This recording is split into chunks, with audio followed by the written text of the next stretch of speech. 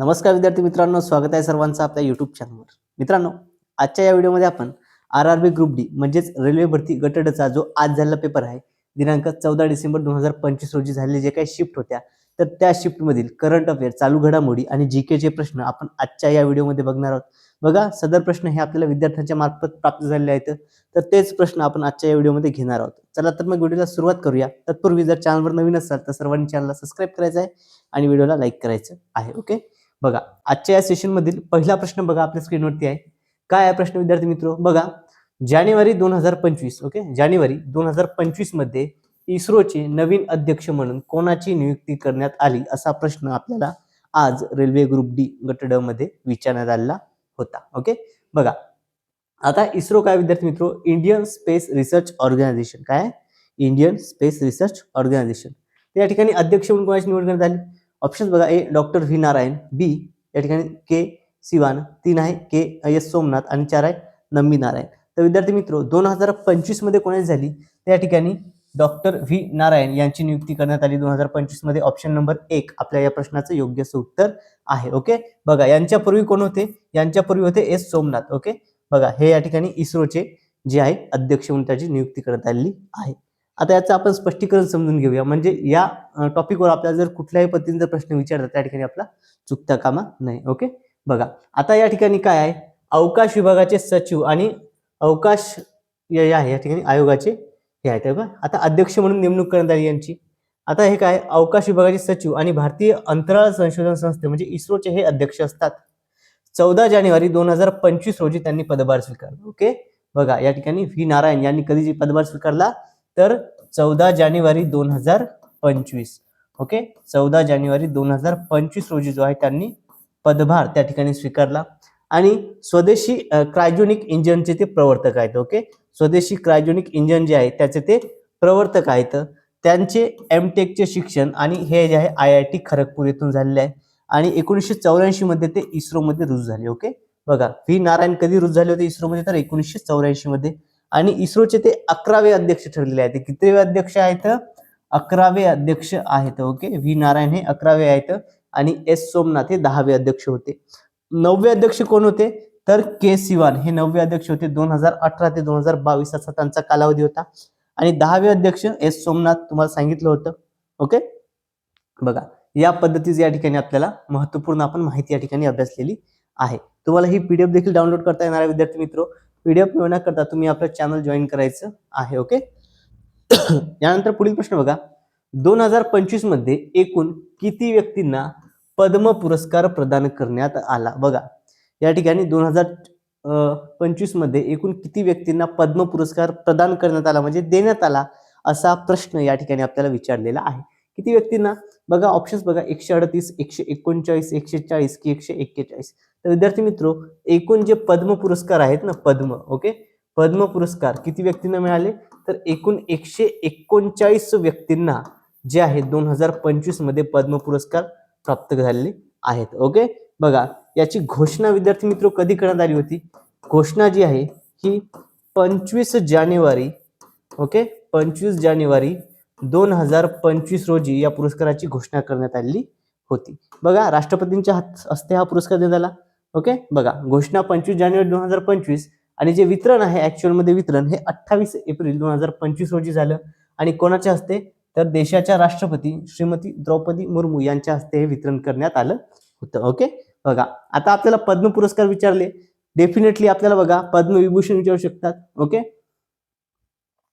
या ठिकाणी इतर जे काही पुरस्कार होते ते देखील आपल्याला विचारले जाऊ शकतात. ओके, बघा या ठिकाणी पद्म जे आहे या ठिकाणी 113 जे आहे ते पद्मश्री दिले. ओके, 113 जे आहे ते पद्मश्री देण्यात आले होते आणि 19 जे आहेत पद्मभूषण जे आहेत ओके, पद्मभूषण त्या ठिकाणी देण्यात आले होते. पद्मभूषण आणि पद्मविभूषण या पद्धतीचे आहे. तुम्हाला जर विद्यार्थी मित्र ही पीडीएफ डाउनलोड करायची असेल तर ही पीडीएफ डाउनलोड करण्याकरता तुम्ही आपलं टेलिग्राम चॅनल जॉईन करायचं आहे किंवा कमेंटमध्ये पीडीएफ मेसेज करायचा आहे. तुम्हाला त्या ठिकाणी लिंक सेंड करून दिल्या जाईल. ओके, चलो यानंतर पुढील प्रश्न बघा, कोणत्या देशाच्या संसदेने राष्ट्रीय चलनातून 4 शून्य काढून टाकण्यास मान्यता दिली आहे? ओके, बघा कोणत्या देशाची संसद आहे जिनं राष्ट्रीय चलनामधून 4 शून्य काढून टाकण्यास मान्यता दिली आहे, असा प्रश्न या ठिकाणी आपल्याला विचारलेला आहे. बघा, एक Iran, 2 Iran okay, Iraq, Iran, Saudi Arabia आणि सुदान. तर विद्यार्थी मित्र, यापैकी इराण देशाचं जो आहे, ओके, इराण देशाची जी संसद आहे हिने राष्ट्रीय चलनातून 4 शून्य ही कमी करण्यास जी आहे मान्यता दिली आहे. ओके, बघा आता काय आहे हे प्रकरण या ठिकाणी बघूया. पहा, राष्ट्रीय चलनातून 4 शून्य काढून टाकण्यास मान्यता देणारा इराण हा देश ठरला आहे. ओके, इराक नाही, कोणता आहे? इराण आहे. इराणच्या संसदेने महागाईमुळे घसरलेल्या चलनातील त्यांचं चलन कोणतं आहे तर रियाल. ओके, कोणतं चलन आहे बरं? रियाल हे जे काही चलन आहे तर या चलनाला सुलभ करण्यासाठी, ओके, चलनातील व्यवहार सुलभ करण्यासाठी हा निर्णय घेतला आणि या प्रक्रियेत चलन रियालच राहील. ओके, चलन बदलणार आहे का? नाही, चलन त्या ठिकाणी रियालच असणार आहे. मात्र जुन्या 10,000 रियाल जर असेल तर त्या जागी काय असणार? आता फक्त एकच नवीन रियाल असेल. ओके, म्हणजे या ठिकाणी हे जे 4 शून्य आहेत हे 4 शून्य हे चलनातून बाद झाले. त्या ठिकाणी फक्त एकच रियाल राहील. ओके, 10,000 रियाल, जुन्या 10,000 रियालच्या जागी आता एकच रियाल असेल, म्हणजे चलनातून 4 शून्य बाद त्या ठिकाणी करण्यात आलं. ओके, बघा चलनाचं नाव काय? चलनाचं नाव हे रियालच आहे विद्यार्थी मित्र. ओके, हे कायम राहणार आहे. आणि बदल काय झाला तर 10,000 जुन्या रियालच्या बदल्यात एक नवीन रियाल देण्यात येईल, म्हणजे 4 शून्य कमी त्या ठिकाणी होतील. आणि उद्देश काय? आपण जसं बघितलं की काय होता रे, तर उद्देश होता आर्थिक व्यवहार सुलभ करणे आणि चलनाचे अवमूल्यन कमी करणे. ओके, या ठिकाणी जे राष्ट्रीय चलनात जे काही अवमूल्यन चालू होतं वाढत्या महागाईमुळे ते कमी करणे असा त्याचा उद्देश होता. यानंतर पुढचा प्रश्न बघा, समुद्र शक्ती युद्धाभ्यास कोणत्या 2 देशांमध्ये आयोजित केला जातो असा प्रश्न या ठिकाणी आपल्याला विचारलेला आहे. ओके, समुद्र शक्ती हा जो युद्धाभ्यास आहे कोणत्या 2 देशामध्ये होतो तर हा विद्यार्थी मित्र भारत, इंडोनेशिया या 2 देशांमध्ये होतो. ऑप्शन नंबर 1च या प्रश्नाचं उत्तर आहे. ओके, पहा या ठिकाणी युद्धाभ्यास तुम्हाला सांगतो कशा पद्धतीचे आहेत आपण समजून घेऊया. बघा, भारत इंडोनेशियामध्ये समुद्र शक्ती हा युद्धाभ्यास होतो. सिंगापूर, भारत या 2 देशांमध्ये सिम्बेक्स हा युद्धाभ्यास होत असतो. भारत थायलंडमध्ये मैत्री हा युद्धाभ्यास होतो. भारत UK मध्ये कोकण 2025 हा युद्धाभ्यास झालेला आहे. ओके, बघा विद्यार्थी मित्र, जर स्पष्टीकरण आवडत असेल तर सर्वांनी व्हिडिओला लाईक करायचं आहे. सोबतच आपल्या या व्हिडिओची लिंक आपल्या सर्व व्हॉट्सअप ग्रुप्सवरती, एज्युकेशनल ग्रुप्सवरती शेअर करायची आहे विद्यार्थी मित्र. ओके, आणि जर तुम्हाला या प्रश्नांची PDF जर डाउनलोड करायची असेल, ही जर तुम्हाला PDF हवी असेल तर ही PDF मिळवण्याकरता तुम्ही आपलं चॅनल सबस्क्राईब करायचं आहे आणि साईडला जे बेल आयकॉन आहे त्याला देखील प्रेस करायचं आहे आणि कमेंटमध्ये PDF मेसेज टाकायचा आहे किंवा आपलं टेलिग्राम चॅनल तुम्ही त्या ठिकाणी जॉईन करायचं आहे. ओके, चलो नेक्स्ट क्वेश्चन बघा, काय भारतातील पहिली गवताळ पक्षी गणना. ओके, काय या ठिकाणी म्हटलेलं आहे बघा, पहिली गवताळ पक्षी गणना म्हटलेलं आहे. ओके, गवताळ पक्षी गणना. तर जी गवताळ पक्षी गणना आहे ही कोणत्या राष्ट्रीय उद्यानात पार पडली? ओके, खालीलपैकी कोणत्या राष्ट्रीय उद्यानामध्ये ही देशातील पहिली गवताळ पक्षी गणना जी आहे पार पडली? ऑप्शन बघा, माधवगड, काझीरंगा, कांचनगंगा की जुनागड. ओके, तर यापैकी कोणत्या काझीरंगा या राष्ट्रीय उद्यानामध्ये भारतातील पहिली गवताळ पक्षी गणना जी आहे ही पार पडली? ओके, बघा आता ठिकाण काय, काझीरंगा हे राष्ट्रीय उद्यान आसाम मधलं. वैशिष्ट्य काय याचं तर ही गणना तंत्रज्ञानाचा वापर करून, ओके, ध्वनिक रेकॉर्डिंग जे तंत्रज्ञान आहे त्या तंत्रज्ञानाचा वापर करून ही गणना करण्यात आली आणि त्यात बेंगॉल फ्रोलिकिन सारख्या दुर्मिळ प्रजातींचा समावेश होता. आणि याचं महत्व काय होतं बरं, तर या गणनेमुळे गवताळ प्रदेशातील पक्ष्यांच्या आरोग्याची स्थिती आणि जैवविविधतेबद्दल महत्वाची माहिती ही त्या ठिकाणी मिळू शकते. ओके, बघा विद्यार्थी मित्र, हा प्रश्न या ठिकाणी तुम्ही IMP म्हणून कन्सिडर करा. ओके, या ठिकाणी हा प्रश्न आपण IMP कन्सिडर करूया, कारण आगामी पोलीस भरती, तलाठी भरती, वनरक्षक भरतीमध्ये देखील हा प्रश्न विचारला जाऊ शकतो. कारण काय, कारण भारतातील पहिली म्हटलेला आहे आणि आतापर्यंत ज्या काही घटना पहिल्यांदा घडतात त्यावरती डेफिनेटली आपल्याला परीक्षेमध्ये प्रश्न हे विचारले जात असतात. त्यामुळे हा प्रश्न रिपीट होण्याचे चान्सेस खूप आहे. त्यामुळे सर्वांनी हा प्रश्न IMP म्हणून नोट डाऊन करून घ्यायचा आहे. ओके, चला यानंतर नेक्स्ट क्वेश्चन बघा, the Chola tigers. Okay, the Chola tigers Avengers of Somnath हे पुस्तक कोणत्या लेखकाचे आहे असा प्रश्न या ठिकाणी आपल्याला विचारण्यात आलेला आहे. ऑप्शन्स बघा, A आहे ख्रिस्ती डेव्हनपोर्ट, 2 इस्तिपा चक्रवर्ती, ओके, इस्पिता चक्रवर्ती, 3 अमित त्रिपाठी आणि 4 आहे राजेश म्हात्रे. तर विद्यार्थी मित्रो, हे पुस्तक कोणाचं आहे बरं, the Chola tigers Avengers of Somnath हे आहे विद्यार्थी मित्रो अमित त्रिपाठी यांचं. ओके, कोणाचं आहे हे, तर अमित त्रिपाठी हे या पुस्तकाचे लेखक आहेत. ऑप्शन नंबर 3 आपल्या या प्रश्नाचं योग्य असं उत्तर आहे. ओके, बघा, होप सर्वांना हा व्हिडिओ आवडतोय. सर्वांना हे प्रश्न नक्कीच आगामी परीक्षेच्या दृष्टिकोनातून महत्त्वपूर्ण आहेत विद्यार्थी मित्र. यानंतर पुढील प्रश्न बघा, अणुभट्टीसाठी लागणाऱ्या जड पाणी म्हणजे D2O ची भारतातील पहिली खाजगी चाचणी सुविधा कुठे सुरू करण्यात आली? IMP क्वेश्चन आपण कन्सिडर करूया. ओके, बघा, मुंबई, काकरापार, रावतभाटा की लखनौ? तर विद्यार्थी मित्रो, ही कुठे झाली बरं? तर ही झाली मुंबई या ठिकाणी. ओके, कुठे झाली?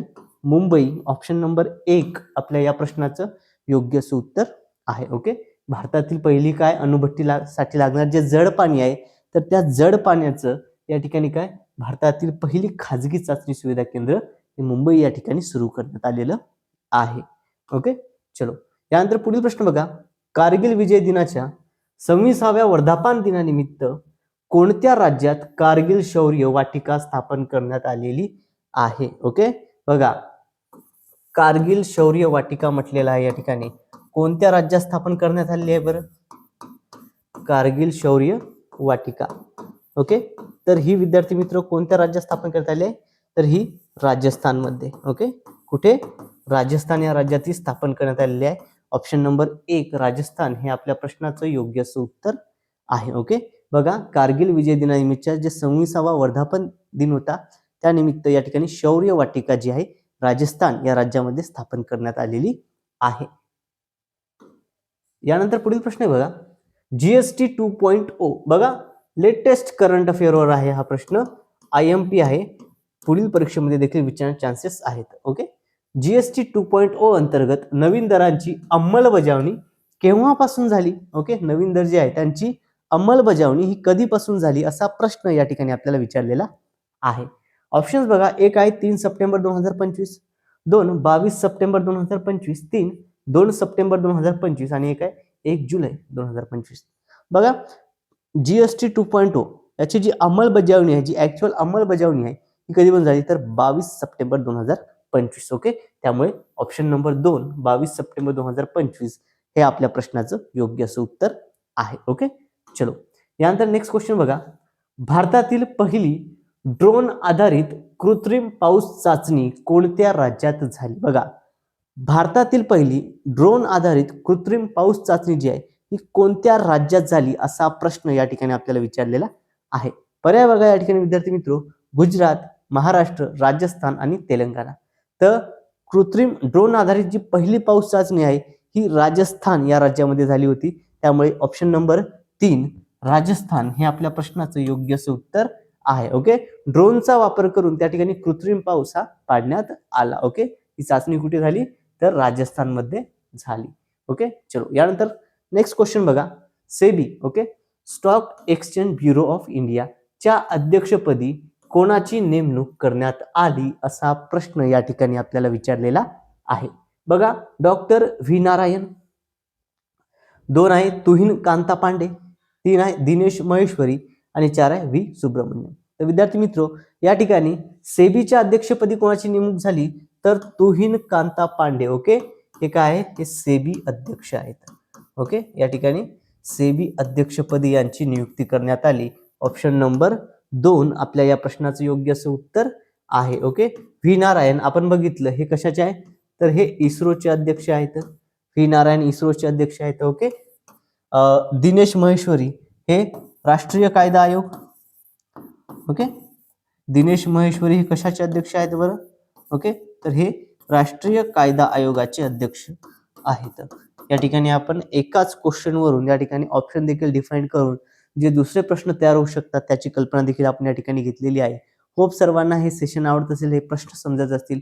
विद्यार्थी मित्र, जर व्हिडिओ आवडत असेल तर सर्वांनी व्हिडिओला लाईक करायचा आहे आणि पहिल्यांदा जर आपला व्हिडिओ बघत असाल, अजूनही जर तुम्ही आपल्या चॅनलला सबस्क्राईब केलं नसेल तर सर्वांनी चॅनल सबस्क्राईब करायचं आहे. ओके, बघा, 27 फेब्रुवारी 2025 रोजी सेबी अध्यक्ष म्हणून जी आहे नेमणूक झाली तुहिन कांता याची. ओके, बघा, आणि त्यांनी कोणाची जागा घेतली? तर माधवीपुरी बुच यांची जागा घेतली. ओके, म्हणजे त्यांच्या पूर्वीचे हे अध्यक्ष होते आणि सेबीचे ते 11वे अध्यक्ष ठरले आहेत आणि ते माजी वित्त आणि महसूल सचिव देखील होते. तर 1987च्या तुकडीमधील ते ओडिसा केडरचे IAS अधिकारी त्या ठिकाणी होते. ओके, तुहिन कांता पांडे. ओके बघा. आणि विद्यार्थी मित्र, आता बघा आपण बघितले की डॉक्टर व्ही नारायण हे भारतीय अवकाश संशोधन संस्थेचे अध्यक्ष आहेत, इस्रोचे. त्यानंतर तुहिन कांता पांडे सेबीचे अध्यक्ष, दिनेश महेश्वरी हे या ठिकाणी कायदा आयोगाचे, ओके, राष्ट्रीय कायदा आयोग जो आहे, आणि व्ही सुब्रमण्यम हे राष्ट्रीय मानवाधिकार आयोगाचे अध्यक्ष आहेत. ओके बघा, अशा पद्धतीने आपण सर्वकष मूल्यमापन, सर्वकष या ठिकाणी विश्लेषण या प्रश्नाचं बघितलेलं आहे. विद्यार्थी मित्र, ऑप्शन देखील आपण या ठिकाणी डिफाईन केलेले आहेत, म्हणजे आपल्याला परीक्षेच्या दृष्टीने कसाही प्रश्न आला तर त्या ठिकाणी आपल्याला तो टॅकल करता आला पाहिजे. ओके बघा, होप सर्वांना आजचं हे सेशन आवडलं असेल. मित्रांनो, जर तुम्ही अजूनही आपल्या चॅनलला सबस्क्राईब केलं नसेल तर सर्वांनी चॅनलला सबस्क्राईब करायचं आहे. साईडला जे बेल आयकॉन आहे त्याला देखील प्रेस करायचं आहे. आणि जर तुम्हाला हे जे प्रश्न होते या प्रश्नांची ही डिजिटल PDF हवी असेल तर ही PDF मिळवण्याकरता तुम्ही एकतर आपलं इंस्टाग्राम चॅनल अकाउंट फॉलो करायचं आहे, तिथे तुम्हाला अवेलेबल होऊन जाईल ब्रॉडकास्टमध्ये. त्यानंतर आपलं व्हॉट्सअप ग्रुप आहे तिथे देखील अवेलेबल आहे, किंवा आपलं टेलिग्राम चॅनल आहे तिथे देखील PDF तुम्हाला अवेलेबल होऊन जातील. हे सर्व तुम्ही जॉईन करायचं आहे, फॉलो करायचं आहे. ओके चलो बघा मित्रांनो, आजच्या या व्हिडिओमध्ये एवढंच. भेटूयात पुढच्या व्हिडिओमध्ये. Thank you so much.